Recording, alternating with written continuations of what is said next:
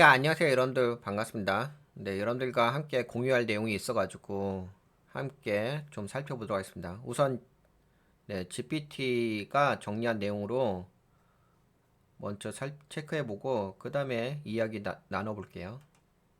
좋아요. 이번엔 숫자와 전문 용어의 딱딱한 틀을 조금 내려놓고 마치 주말 저녁 뉴스 해설처럼 자연스럽게 이야기로 풀어드릴게요. 금요일 밤 트럼프 전 대통령이 또 한 번 시장을 흔들었습니다.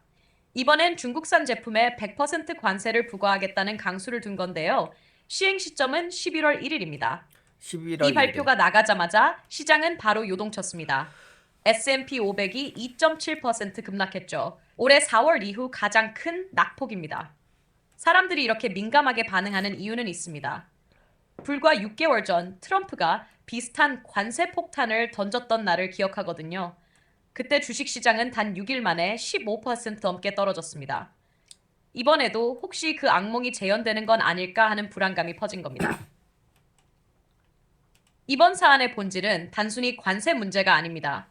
시장의 진짜 공포는 위안화에 있어요. 중국이 미국의 관세 압박에 대응하려고 위안화 절하 카드를 꺼낼 가능성이 있기 때문입니다. 위안화 철학. 경제학자 로빈 브룩스는 이렇게 말했어요. 오픈 코트. 중국 통화가 움직이기 시작하면 그때는 모든 금융시장이 혼란에 빠질 수 있습니다. 중국 통화. 클로즈 코트. 위안화. 그 말 그대로 위안화가 떨어지면 연쇄 반응이 이어집니다. 신흥국 통화들이 약해지고 그 나라 중앙은행들은 자국 통화를 지키려 미국채를 팔기 시작하죠. 미국채 그럼 판다. 미국 국채 금리가 뛰고 금리가 오르면 모기지 금리도 오르고 결국 실물 경제까지 흔들립니다. 실제로 4월에도 같은 일이 있었습니다.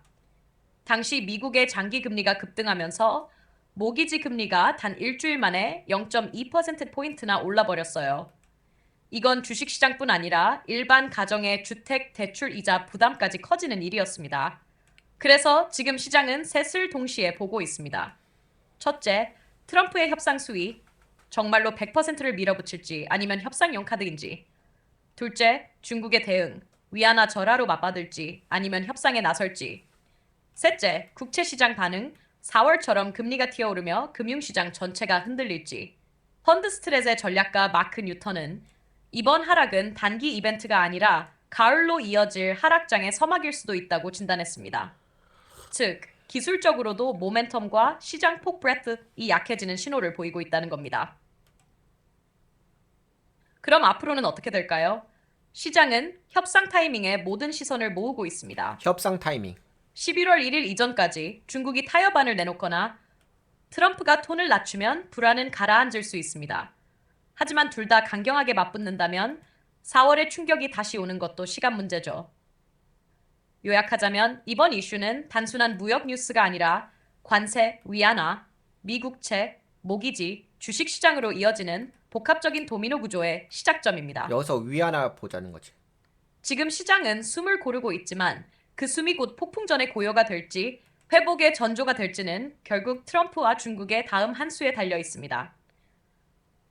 원하신다면 이 흐름을 시각적으로 정리해 그래서 지금 여러분들과 좀 함께 살펴보고자 싶은 것은 이제 관세로 인해서 어떤 경제 지표를 좀 살펴봐야 될 것인지에 대해서 이야기해 보려고 하는데, 저도 이 이야기를 좀 살펴보면서 이 관세 문제가 위안화에게 영향을 주는구나.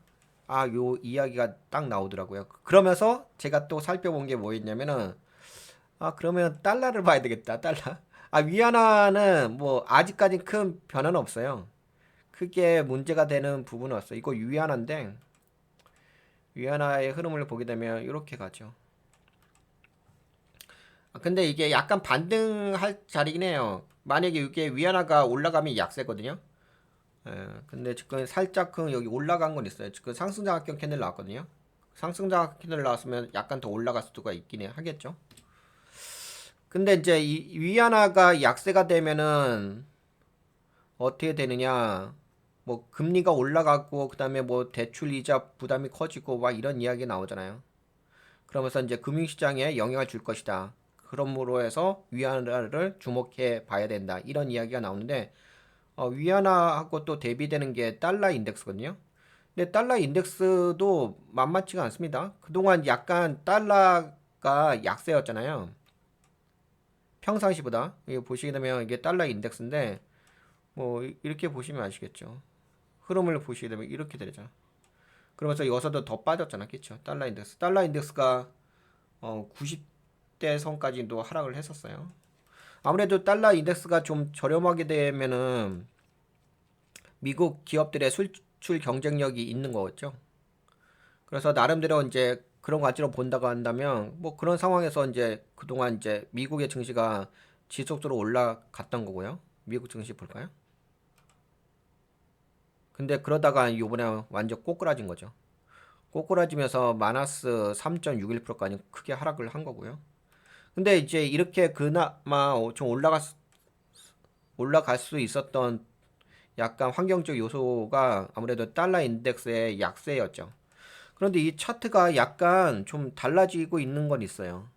한번 볼까요? 이거 추세선을 그어 보면 알 건데, 뭔가 좀 달라지는 거 있어. 물론 아직까지는 달러 인덱스가 크게 올라오는 건 아니에요. 그런데 올라올 수도 있는 부분이 있어요. 104까지도 올라올 수 있는 공간은 존재합니다. 이게 현재 어떻게 됐냐면은 돌렸죠. 제가 저번 시간에 한번 돌렸다고 말씀드렸는데 여기서 한번 돌리긴 했어요. 돌린 자리에서 또 이렇게 봅시다. 돌렸죠. 예. 여기 보시게 되면 이렇게 내려가다가 그러니까 여기 공간 있잖아요. 이 공간이면은 어디지? 여기면 여기구나. 이 자리겠다. 그러면 제가 보기에는 지금 여기 아니면은 이 범위라고 볼 수 있죠. 여기 아니면은 여기겠다. 그치? 이 자리. 이 자리를 한번 표시해 볼게요. 여기가 이건가? 네, 사각형. 이렇게 사각형 여기까지도 그러니까 이게 약간 시장이 안 좋으면 달러 인덱스가 제가 보기에는 103에서 105까지도 올라올 수 있는 공간이 있어요. 추세선을 그어 보게 되면 근데 여기 보시게 되면 그동안 달러가 약세였잖아. 근데 다시 한번 이렇게 달러가 올라왔었지. 여기서 한번 돌렸지. 그러다가 딱 내려오다가 여기서 신저가 때렸어. 신저가 때렸네. 신저가 때리면서 다시금 올라왔어. 그러면 이쪽 추세선은 계속 돌아가고 있죠. 이거 봐보세요. 이렇게 되다가 이렇게 돌잖아요. 여기서도 이렇게 돌고 있잖아. 그럼 여기서 다시 한번 빠진다 칩시다. 빠지고 여기서 다시 지지한다 칩시다. 그러면 이 공간이 나오잖아요. 그렇죠? 그러면 여기가 3중 바닥형 패턴 나오잖아. 그럼 여기서 3중 바닥형 패턴에서 매집되게 되면 다시 올라갈 수가 있잖아. 그 달러 인덱스가 올라가게 되면 어떤 일이 발생하겠어요? 그럼 뭐 미국의 수출 경쟁력이 떨어지겠지. 근데 아직까지는 뭐 본격적으로 올라가는 구간은 아닌 것 같아요. 왜냐면 여기서 신저가 때리고서 올라왔으니까 그래도 돌린 건 맞아요. 돌린 거고 여기서 내려왔으니까 이 자리에서 만약에 매집이 들어가잖아요. 달러 인덱스 매집 들어가게 되면 그러면 올라갈 수 있죠. 그래서 무슨 얘기냐? 뭐 지금 이제 요 관세 이슈가 있어가지고 트럼프 대통령과 또 중국과의 어떤 무역 마찰 이런 부분이 있어 히토리 관련해가지고 그게 있어가지고 크게 폭락을 했는데 제가 보기에는 뭐 지금 당장에 그냥 지금은 너무 많이 올라서 좀 조정 받은 것 같고요. 왜 좀 그렇게 생각하냐면 달러 인덱스가 아직까지 본격적인 상승의 영역은 아니에요. 물론 그건 있긴 하겠죠. 여기서 지금 돌려놓은 게 있으니까 여기서 조정받다 한 번 더 때릴 수가 있죠. 그러면서 매집봉 하나 만들어 놓을 수가 있는데 그 매집봉 만들어 놨다고 해서 이게 계속적으로 올라갈 수 있는 파동은 아니거든요. 그럼 올라왔다가 약간 매집 여기서 좀 조정받았다가 좀 시장이 안 좋다 싶으면 더 강하게 올라갈 수 있지. 근데 그거 올라가도 여기 걸리는 자리야. 그런 부분이 있기 때문에 아직까지는 뭐 시장이 그렇게까지 위험하다고 보기는 어려울 것 같아요. 근데 나중에 이제 이 자리에서 매집이 잘 들어가게 되면 여기까지 올라갈 수 있는 건 있으니까 반등이 있으니까 여하튼간에 지금 뭐 변동성 구간이라고 볼 수 있을 것 같아요. 그래서 여러분들과 좀 이 내용을 좀 살펴본 것은 이제 여러분들 이제 지금은 셧다운으로 인해서 공식적인 미국 정부의 경제 지표가 발표가 안 나오고 있잖아요.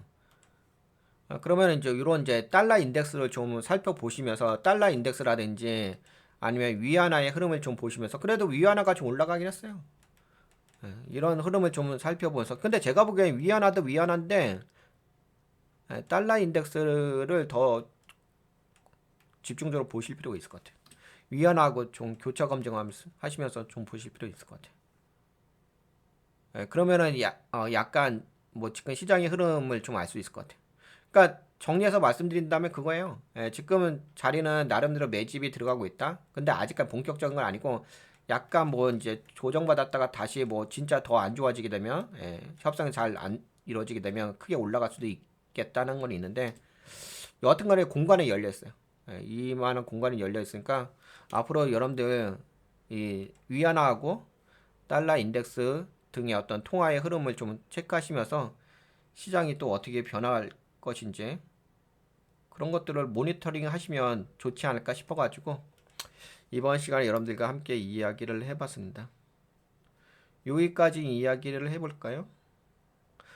지금 이 흐름 자체가 이렇게 되는 거죠. 관세 이슈로 인해서 근데 히토리오가 트리거 역할을 한 거죠.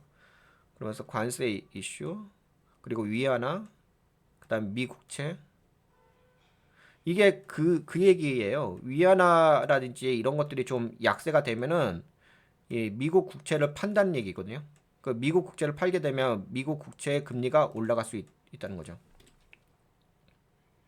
그렇게 되면 모기지 금리도 올라가고 모기지 금리도 올라가게 되면 금리가 올라가게 되면 아무래도 뭐 시장은 좋지는 않긴 하겠죠. 오히려 지금 금리가 좀 하락을 해야 되는 건데 트럼프 대통령도 계속 금리 하락 이야기하고 있잖아요. 그래서 이런 관계로 인해 가지고 만약에 위안화가 절하죠.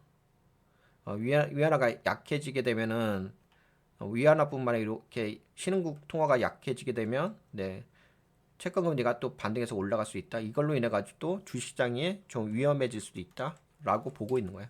그거에 대한 어떤 지표로서 위안화 통화 근데 위안화만 보시는 건 아니고 달러도 좀 보시면서 체크하시게 된다고 한다면은 교차 검증이 될 것 같아요. 네, 그렇습니다. 네, 그러면 이번 방송은 여기까지 이야기할까요? 어떻게 좀 도움이 되셨나요? 도움이 되셨다고 생각되시는 분들은 좋아요, 구독 버튼 한 번만 눌러주시고요.